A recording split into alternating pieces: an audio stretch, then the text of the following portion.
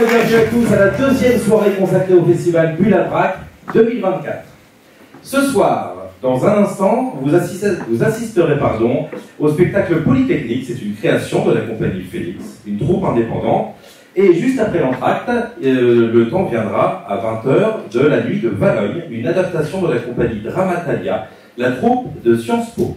Mais avant toute chose, je vais appeler à mes côtés la présidente du jury professionnel, Grâce de Capitani, et Antonin Véram. On peut les applaudir.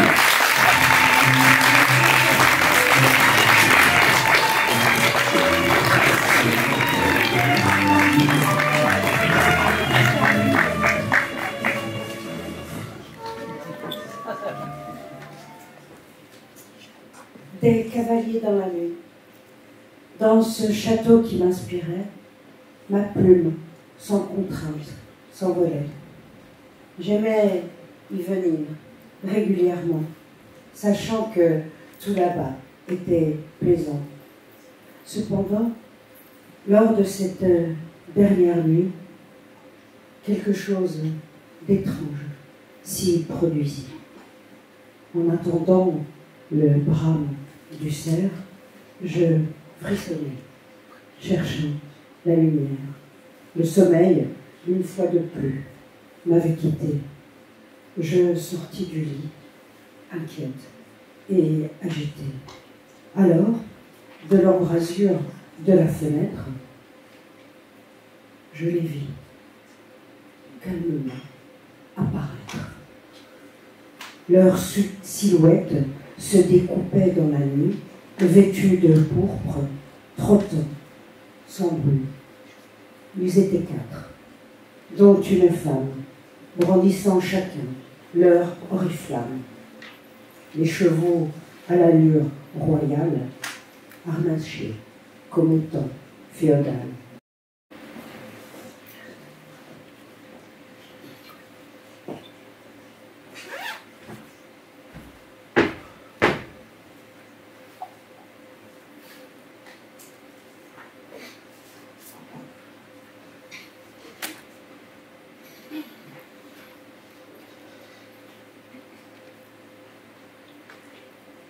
Monsieur Martial Lépine, nous avons bien reçu votre candidature relative pour l'inscription à notre école polytechnique et nous vous remercions pour l'intérêt que vous suscitez à cet établissement. Cependant, malgré l'intérêt que suscite votre candidature, nous sommes au regret de ne pas pouvoir répondre favorablement à votre demande. Votre dossier ne constitue pas un travail assez solide pour le cursus que vous souhaitez intégrer. Nous vous souhaitons une pleine réussite dans vos démarches. Nous vous prions d'agréer, Monsieur Martial Lépine, l'expression de nos sincères salutations.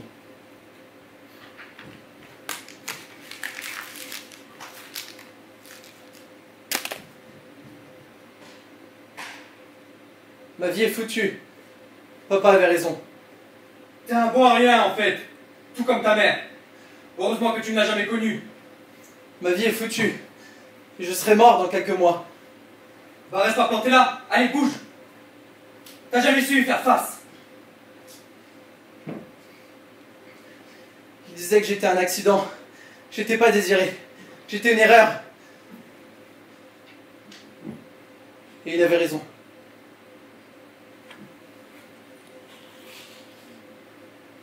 Il s'était aperçu trop tard qu'elle était enceinte. Et moi j'ai compris trop tôt qu'il ne m'aimait pas. J'ai grandi sans ma mère. Elle est partie quand j'avais 3 ans. Je sais rien d'elle. Juste qu'elle s'appelait Déborah, qu'elle l'a rencontrée quand elle avait 17 ans. À 18, elle était enceinte. Et à 21 ans, elle était partie. Rien de plus. Enfin si. Je sais qu'il frappait. Comme il le fait toujours. Mon père est sportif et pas trop réfléchi. Moi, j'étais tout son inverse. J'ai grandi avec ses mots, ses phrases, ses idées. Écoute, Martial, ta mère la pute s'est barrée. Elle m'a abandonné, elle t'a abandonné. Il n'y a que nous deux. Et tu feras exactement ce que je te dis de faire. Ah!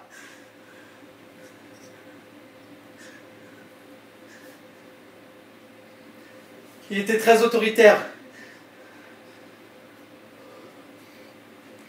C'était dur de vivre avec lui.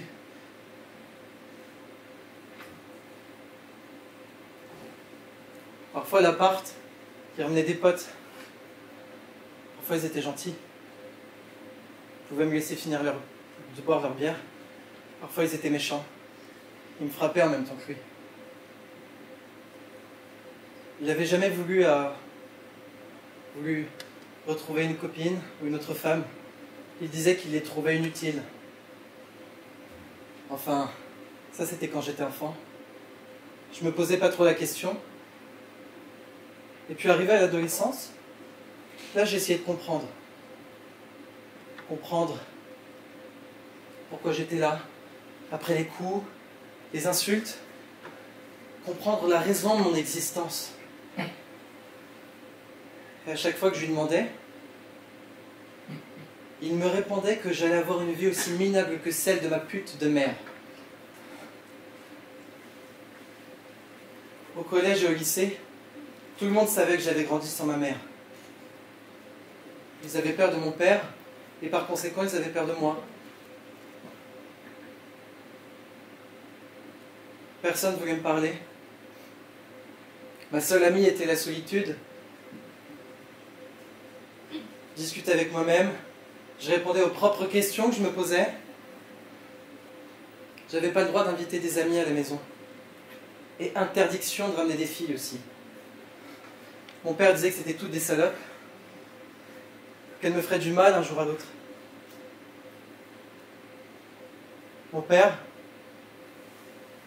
c'était l'homme qui haïssait les femmes. Et il a beaucoup déteint sur moi. C'est à ce moment-là de ma vie que j'ai commencé à avoir du mal avec les filles. J'arrivais plus à leur parler, j'étais fermé. Je voulais plus communiquer, je voulais même plus les considérer et même, j'étais en colère contre elles. Elles toutes. Pourquoi je voulais plus leur parler? J'étais vide à ce point. Papa n'arrêtait pas de dire qu'il fallait que je trouve un sens à ma vie. Et j'essayais, mais personne ne comprenait. Ou non, plutôt, personne ne voulait me comprendre. Alors je me suis enfermé, avec cette seule conviction, et cette conviction seule que les femmes étaient fautives de ça. De mon malheur et de mon désespoir.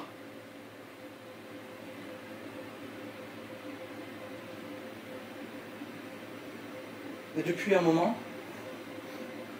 depuis ce refus là, je sens un truc en moi.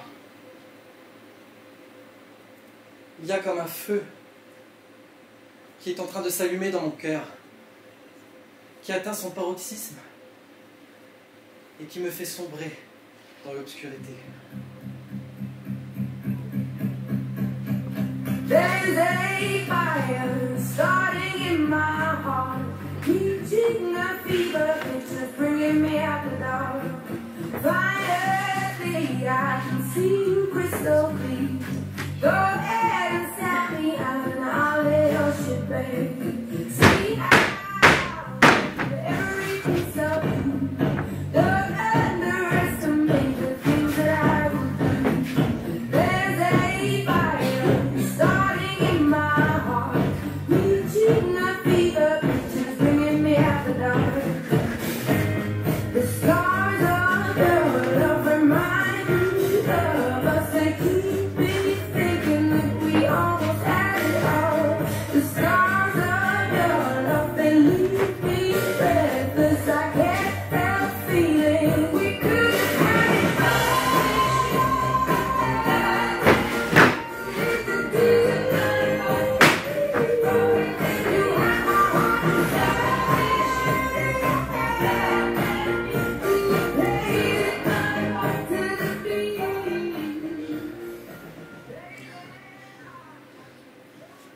Ma vie est foutue.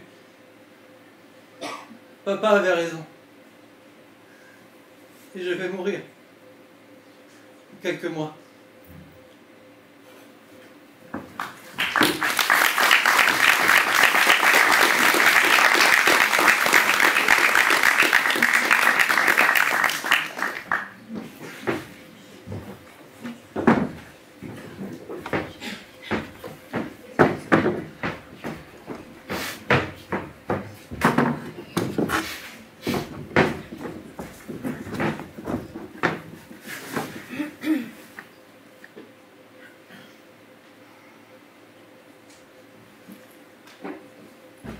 Enfin, je te trouve, je t'ai cherché partout.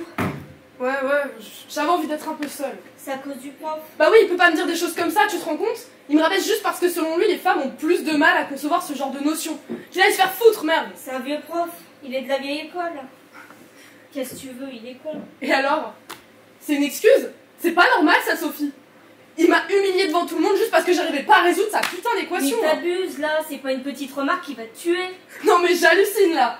Tu sais, ça commence comme ça, une remarque par-ci, par-là, puis une autre, et enfin toutes les filles de la promo. Et après, il commencera à favoriser les garçons et il y aura un énorme fossé entre nous. Et là, tu sais, on retournera au 19e siècle là, où être une femme et faire des études est mal perçu et désavantagé. Nos droits sont tout le temps menacés, sérieux. Tu vas loin là. Ouais, ok. J'abuse un peu. Mais tu sais bien que nos places sont mises à mal. On a galéré à se faire une place ici. On mérite tout aussi bien qu'un autre de rester. Non? Oui, je crois que t'as raison. Non, je crois pas avoir raison, je sais que j'ai raison. Faut juste être réaliste et regarder autour de toi. Par exemple, Marion. Tu te souviens de Marion? Bah oui, je m'en souviens. Tu sais pourquoi elle a abandonné? Son père aurait eu des propos limitants envers elle et... Comment ça? Attends, ça veut dire quoi, aurait eu? Non mais c'est facile de jouer sur les mots, mais concrètement, ça veut dire quoi? Ça veut dire que, tu sais, Marion avait des mauvaises notes en maths et tu sais, son père est venu voir monsieur Durand, le prof d'algèbre, là. Il serait venu le voir et il voulait qu'elle fasse des études plus féminines. Sérieux? Je savais pas. Mais c'est atroce quand les parents décident pour toi, et surtout dans ces cas-là. Mais le pire, c'est la suite. Monsieur Durand n'a même pas bronché, il n'a rien dit. T'es là, t'as un parent qui décide de faire des études plus féminines pour sa fille, et il ne dit rien. Tu sais, pas forcément défendre Marion, mais au moins l'encourager dans ce qu'elle fait. Il a laissé dire ce mec, là. Tu sais c'est quoi le sous-entendu? Les femmes font des études de femmes.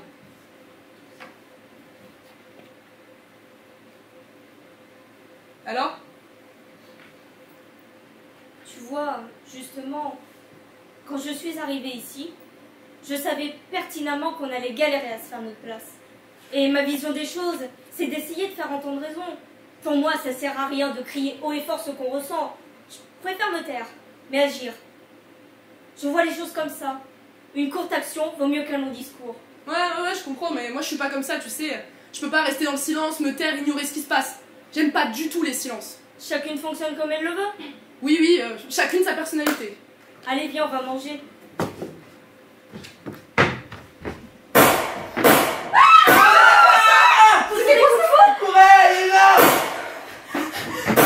Qu'est-ce qui se passe? Jamais de partout. Qui court, je sais pas, ça s'approche, on ferme la porte. Pousse-toi! Mais les filles, qu'est-ce qui se passe?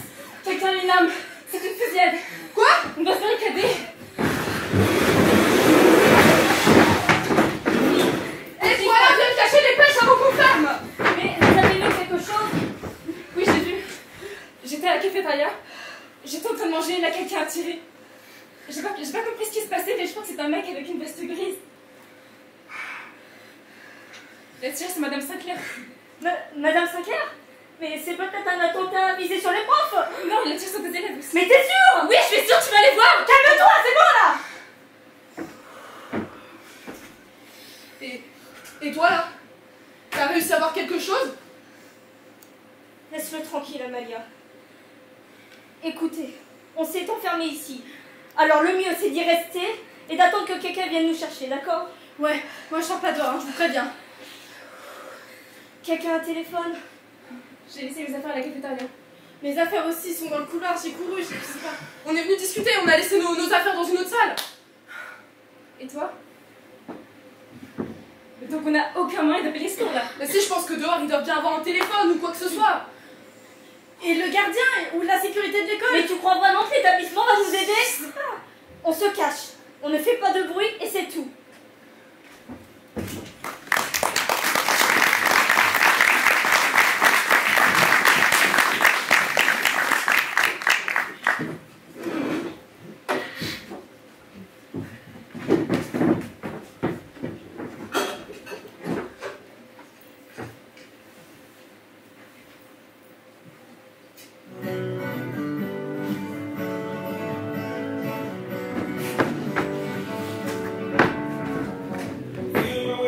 Tu m'as dit, tu faisais quoi déjà? J'en ai cotagé Polytechnique. Polytechnique? Mais c'est pas là où il y a eu la fusillade? Ouais, c'est vrai, c'était là-bas. Wow, ça a dû être chaud, t'y étais? Ouais, j'y étais. C'était comment? Bah, j'ai vu mes copines mourir. Je vais aux toilettes, je reviens. Ok.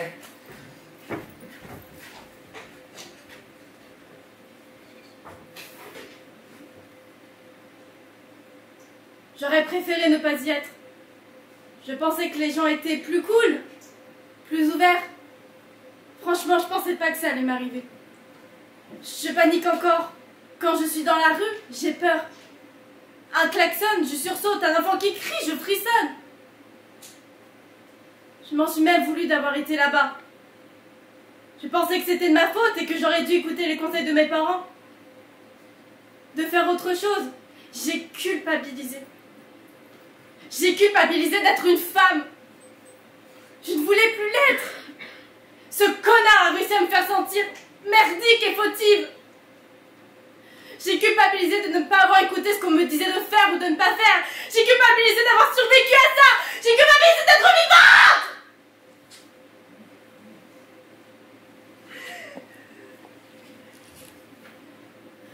De voir le visage de ses proches complètement anéanti. De voir que moi là, moi je suis encore là. Et que je continue à faire ce que je faisais avant comme si de rien n'était. De devoir passer devant cette porte, devant la salle où il a tiré. Je me sens coupable. Coupable d'être vivante et d'être une putain de femme.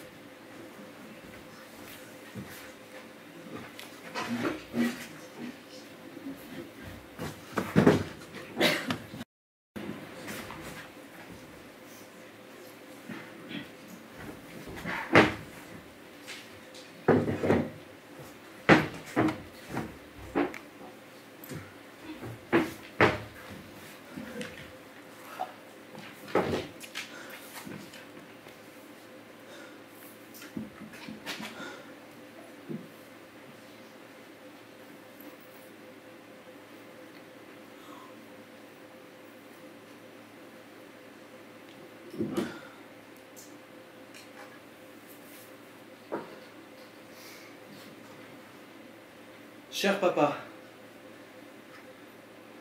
lorsque tu liras cette lettre, ça se sera déjà produit. Je serai déjà passé à l'action. Tu en auras sans doute entendu parler à la radio, dans la voiture, après avoir allumé le poste, en rentrant du boulot. Ou peut-être que tu en auras entendu parler à la télé, juste après avoir allumé l'écran et t'être assis sur le canapé. Ou peut-être que ce sont les flics qui vont venir te prévenir. Parce que la première chose qu'ils vont faire après ça, c'est venir te voir, toi. Ou peut-être que tu ne sais pas encore. Quoi qu'il en soit, je veux que tu lises cette lettre seule.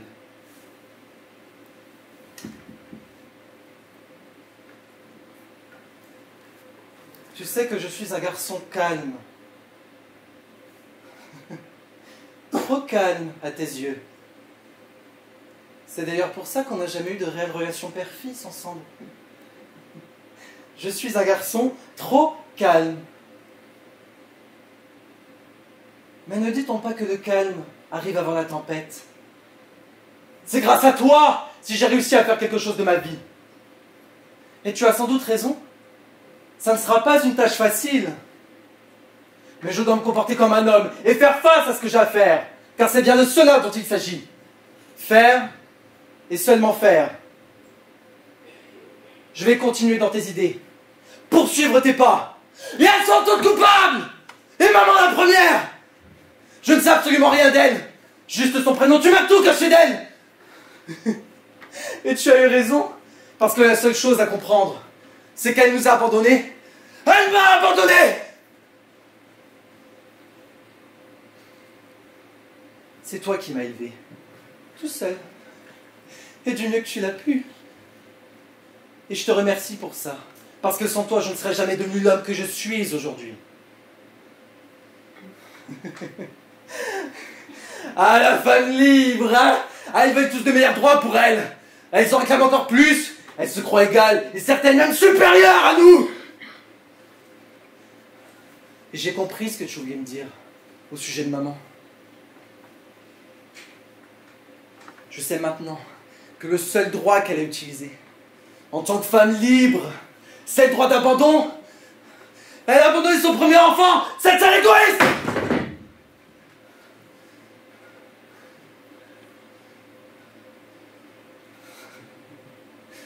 Je sais quoi faire maintenant. Je suis en route et je l'ai déjà fait. J'ai pas été pris à l'école. C'est à cause d'elle, hein, j'en suis sûr. Elle devrait faire des études plus féminines. C'est elles qui ont pris ma place. Y a pas d'autre cause, hein, c'est certain. Et ça va faire du bruit. Je vais taper fort. Elles vont te payer. Je te le promets. J'espère te rendre fier de ce que je fais.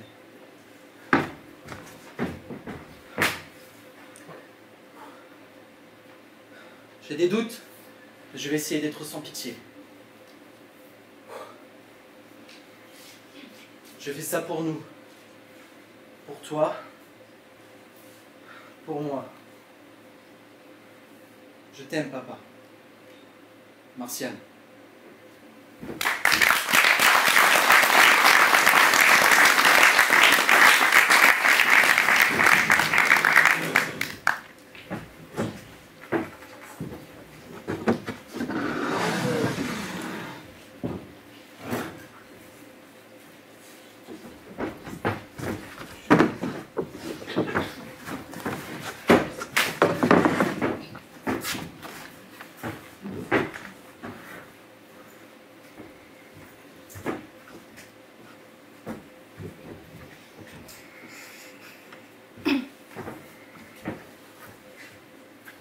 Pose-toi, Valérie, tu me fais mal à la tête là. Je peux pas.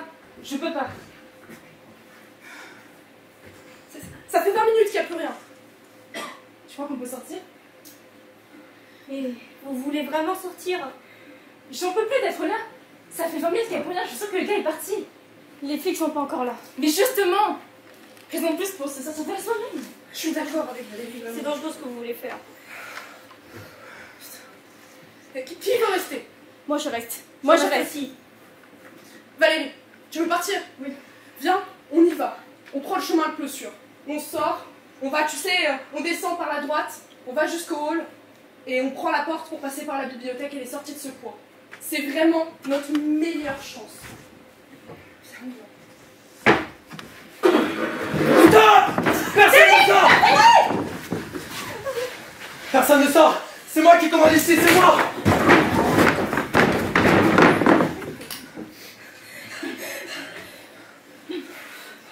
C'est moi qui commande, c'est moi! Mais on t'a rien fait! Ta gueule! Mais pourquoi tu nous as pas dit? Ta gueule, je t'ai dit! Fallait pas prendre leur place! Je déteste, je déteste! Mais on t'a rien fait! Tu crois qu'on va se faire buter, espèce de connard! Si, justement! C'est vous qui avez pris ma place, d'accord?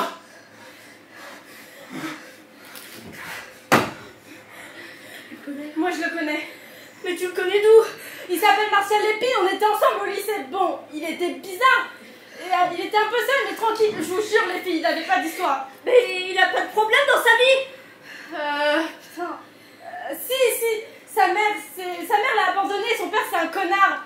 Et d'ailleurs, je crois qu'il a échoué pour rentrer à l'école, mais je suis pas sûre, j'en sais rien. Mais ça ne fait pas ce qu'il fait? Bah non, pas du tout. Eh Martial, pourquoi tu ne t'es pas dit Arrête. qu'on en finisse pas? Non mais sérieux, arrête! Ferme ta Tu gueule, toi! tires déjà dans le couloir, tu t'achètes tout, mais t'attends quoi? Ferme ta gueule, tu me donnes pas d'ordre! C'est à cause de vous si on est là! C'est pas à cause de nous, bordel! Fallait pas prendre ma place! Il avait raison. Il avait raison sur vous, mon père, il avait raison! Mais qu'est-ce qu'il a foutu ton père dans cette Pas putain de ça! Qu'est-ce que t'attends de nous? Je vais vous tuer. Vous toutes! Mais pourquoi? Qu'est-ce qu'on t'a fait personnellement, hein? C'est à cause de vous si je vis ça! D'accord? C'est vous qui en êtes la cause! C'est vous toutes là! Hein? Vous me laissez seul! Vous m'abandonnez comme une merde! Mais t'es pas obligé de faire ça! Y'a d'autres solutions, non? Si, justement! C'est lui qui me l'a dit! Je dois trouver un sens à ma vie! Alors je fais! Maintenant, c'est moi l'homme qui a les femmes! Je veux vous voir mortes! Les femmes doivent mourir!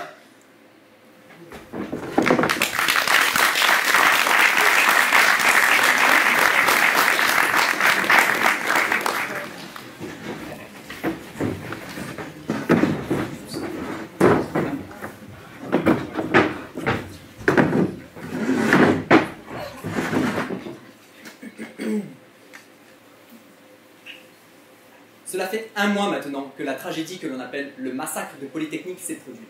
Un mois maintenant que les survivants tentent de reconstruire leur vie. Parmi eux, Valérie, une étudiante qui a fait partie de la prise d'otage. Valérie va témoigner pour nous aujourd'hui. Bonjour Valérie et merci d'être présente. Bonjour. Vous avez décidé de témoigner à visage découvert. N'avez-vous pas peur? Si. Bien sûr que si, j'ai peur. Je sais que Martial ne pourra plus rien nous faire. Je peux dire son nom, hein. Mhm. Je sais qu'il ne pourra plus rien nous faire.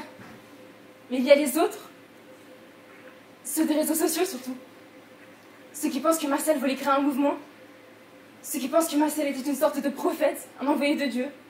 Enfin, tous ces trucs-là, quoi. Après la fusillade, on a dû faire encore plus attention. Dans la rue, par exemple. Surtout dans la rue. Et les gens arrivent à trouver une adresse facilement aujourd'hui. Vous avez déjà été agressé? Non. Du moins pas encore. Pour l'instant, ça s'arrête à des menaces de mort sur les réseaux sociaux et des courriers du même genre que j'en reçois chez moi. C'est un événement très difficile, très dur à vivre. Qu'est-ce qui s'est passé dans votre tête au moment de la fusillade? Je n'y croyais pas. C'était surréaliste. Et puis arrive le moment où le sang coule de plus en plus. D'ailleurs, on ne le dit pas assez dans les films, mais le sang a vraiment une odeur spécifique. C'est avec l'odeur du sang que l'atmosphère est venue.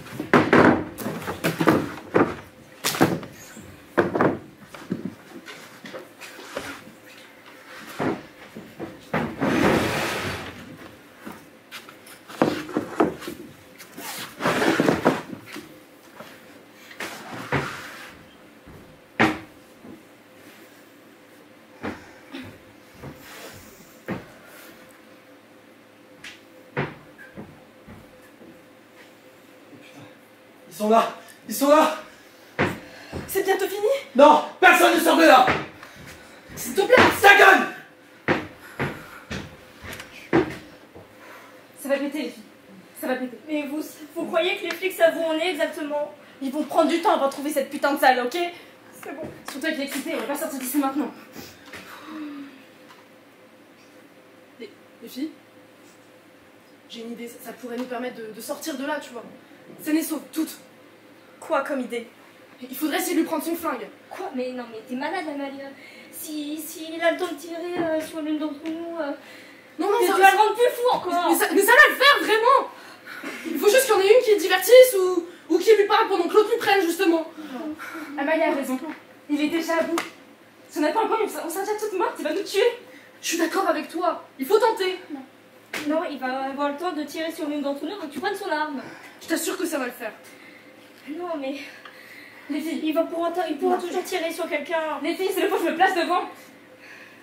Non. On va pas toutes mourir ici. On va faire vite. Tout va bien se passer. Vraiment. Je vous assure. Bon, allez, je vais lui parler. Martial, Quoi? t'as soif, tu veux de l'eau? Hmm. C'est la mienne, tu peux en prendre si tu veux. Moi aussi, j'ai pas une vie facile. Hein?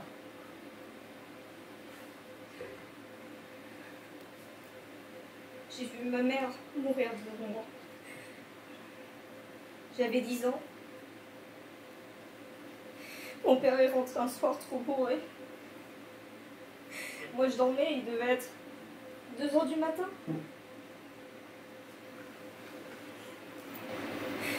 Ils se sont disputés dans la cuisine et les cris m'ont réveillée.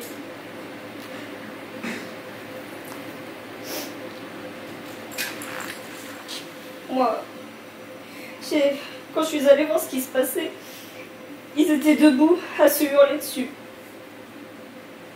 Et puis, mon père a pris un couteau qui était sur l'évier, il a poignardé ma mère. Il y avait du sang sur elle. Mon père a immédiatement regretté son geste.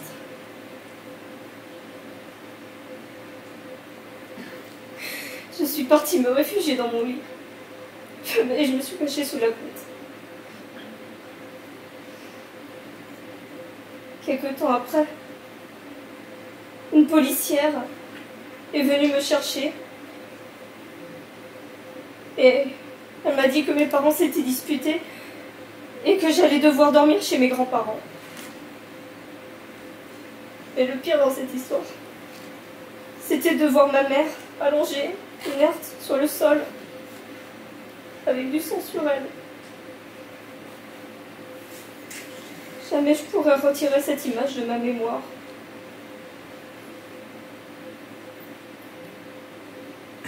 Ton père aussi est comme ça.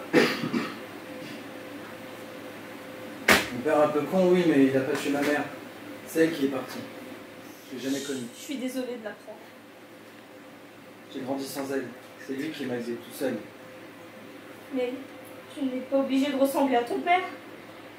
Mais il veut que je lui ressemble. Mais tu n'es pas ton père. Tu as le droit d'être comme lui ou justement de ne pas l'être. Tu fais les mauvais choix là.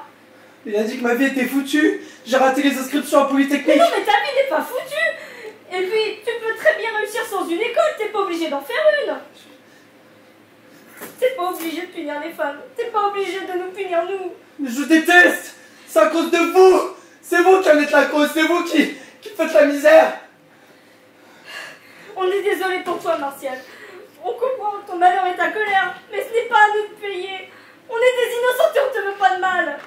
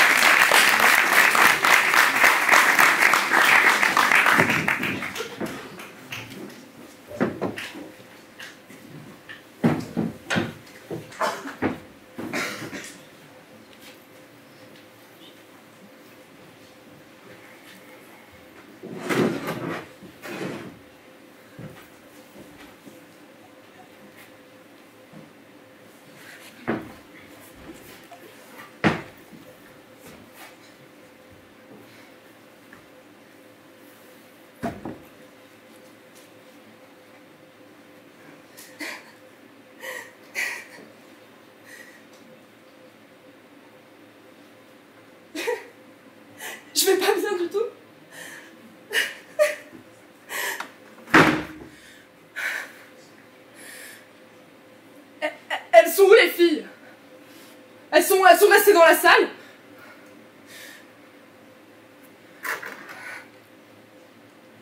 Je regrette.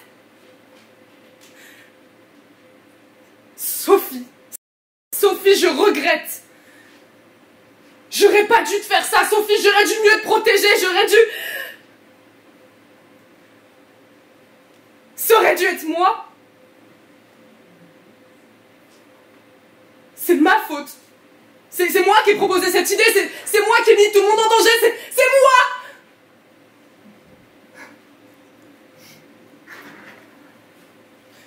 Et maintenant on en est là.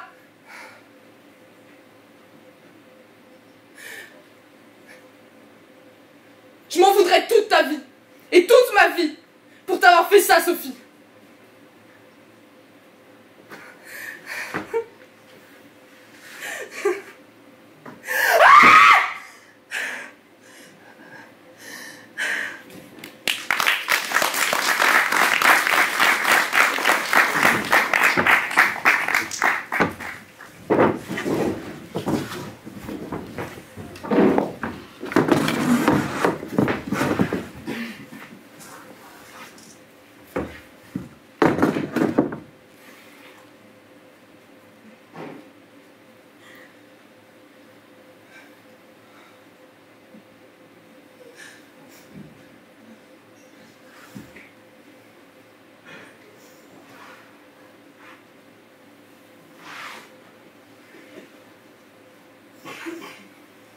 Espèce de salaud, tu l'as tué!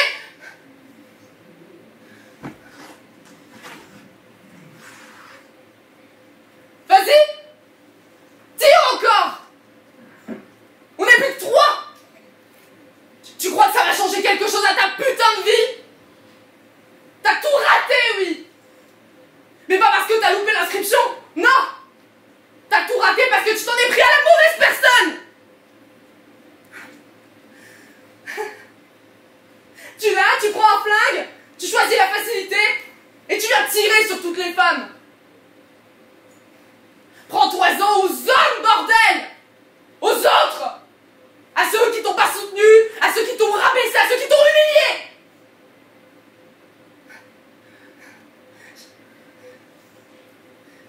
Je devrais te tuer pour ce que t'as fait! C'était mon ami. Mais je le ferai pas. Je le ferai pas, non. Et tu sais pourquoi? Parce que moi, je suis digne. Moi, je reste droite. Je suis une femme.